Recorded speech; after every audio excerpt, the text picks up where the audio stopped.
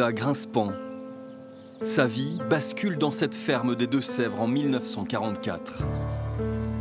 Elle n'a que 14 ans lorsque la gendarmerie de Melle vient l'arrêter dans sa famille d'accueil. Elle sera ensuite transférée à Auschwitz. Nous sommes revenus avec l'historien Michel Chaumet sur ces lieux chargés de sombres souvenirs, juste devant la chambre d'Ida.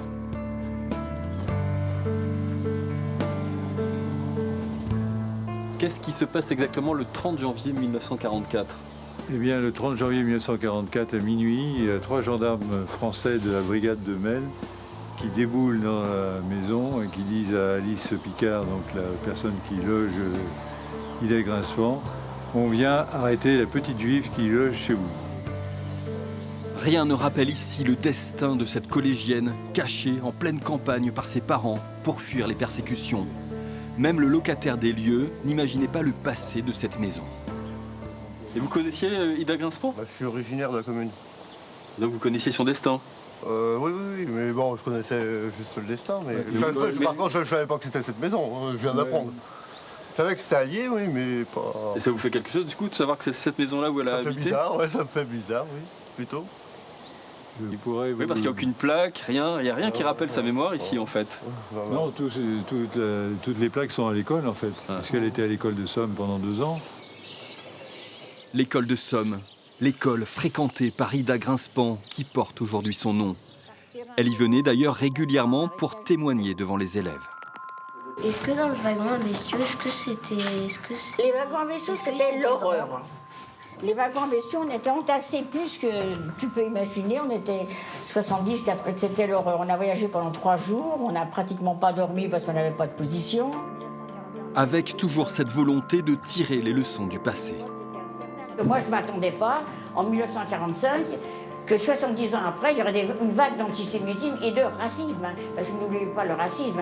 N'oubliez pas tous les jeunes qui vous racontent qu'ils envoient leur CV, ils arrivent au moment oralement où ils doivent déposer leur... Là, ils ne sont pas pris. Il y a le racisme aussi. Ida Grinspan a marqué tous ceux qui ont croisé sa route. Survivant par miracle au camp de la mort, elle a transmis ce qu'elle a vécu jusqu'au bout. Cette militante de la mémoire de la Shoah s'éteint en septembre 2018 à l'âge de 89 ans. Forte émotion lors d'une soirée en son hommage quelques jours plus tard. Nous sommes à Melle, à quelques kilomètres du lieu de son arrestation. Tu as armé des générations d'élèves face aux négationnistes, aux racistes et extrémistes de tous bords. À leur discours, nous pouvons opposer ton témoignage. Je peux dire que c'est arrivé. Je peux affirmer en mon âme et conscience que des hommes ont voulu détruire d'autres hommes à cause de leur religion, leurs origines, leurs opinions, leurs mœurs ou leur sexualité. Les professeurs qui l'ont connu sont bouleversés. Il y a eu énormément d'amour, il y a eu une merveilleuse enseignante. Elle voulait l'être institutrice, mais ça a été un grand professeur quand elle est venue témoigner devant nos élèves.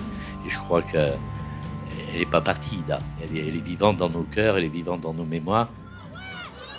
Ida Grinspan disparue. Comment dorénavant relayer sa mémoire ? Un collège a peut-être trouvé la réponse. À Niort, ses élèves sont les premiers à travailler sur un projet pédagogique sans Ida Grinspan. Ils ont décidé de prêter leur voix à des extraits de son livre « J'ai pas pleuré ». Moi, qui ai vécu à la campagne, je sais reconnaître les odeurs. Celles des feuilles mortes, du bois, du cochon grillé. Je réaliserai la vérité lors d'un appel, un jour où le vent rabat la fumée vers notre baraque. Je reconnaîtrai alors cette odeur de chair brûlée. Je dirai à mes camarades, cette fois, pas de doute, c'est bien ce qu'on nous a dit. Ici, on rentre par la porte et on sort par la cheminée. C'est quand on voit les témoignages qu'on se rend compte vraiment de ce que ça a été. Parce que quand on nous en parle, on fait oui, ça existait, mais nous, on n'y était pas, on ne pouvait pas vraiment imaginer. Mais les témoignages, c'est important pour ça. C'est horrible ce qu'on peut faire, juste parce qu'on est né. Il ne faut pas que ça se refasse, c'est incroyable à quel point c'est choquant. Surtout quand on lit son livre, ça fait mal au cœur. Une salle Ida Grinspan a même été inaugurée. Toutes les classes ont visité la salle le jour de l'inauguration, avec les portraits, les témoignages qui sont mis là-bas. Et puis le fait qu'aujourd'hui ils assistent aussi à la petite représentation, c'est vraiment... Voilà. Moi je pense que c'est comme ça qu'on va pouvoir continuer à témoigner. Elle n'est plus là, mais ce qu'elle a représenté, ça aura un poids incroyable pour l'avenir. Ce choix s'est imposé de lui-même. Dans le public, une spectatrice un peu particulière, Delphine Bateau, députée des Deux-Sèvres. Si vous rentrez, il faudra leur dire. Ils ne vous croiront pas. Mais il faudra leur dire. L'heure, c'est vous. Aujourd'hui, Demain. Très proche d'Ida Grinspan, l'ancienne ministre de l'écologie a toujours été fascinée par son courage et sa joie de vivre. C'est certain que c'est exactement ce qu'elle aurait voulu. Voilà. Et donc soyez très fiers de ce que vous avez fait, c'est remarquable. Elle a témoigné tard. Aujourd'hui, elle s'interroge sur la transmission de l'histoire d'Ida. Tous ceux qui ont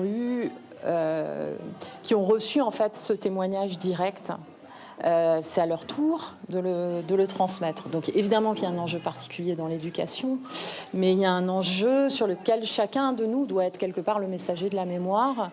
Et c'est en même temps la promesse qu'on peut faire à Ida ou à des personnes comme Ida. En fait, elle, c'est l'engagement, quelque part, son livre se finit là-dessus, qu'elle avait pris vis-à-vis des jeunes filles et des femmes qui étaient comme elle déportées à Auschwitz.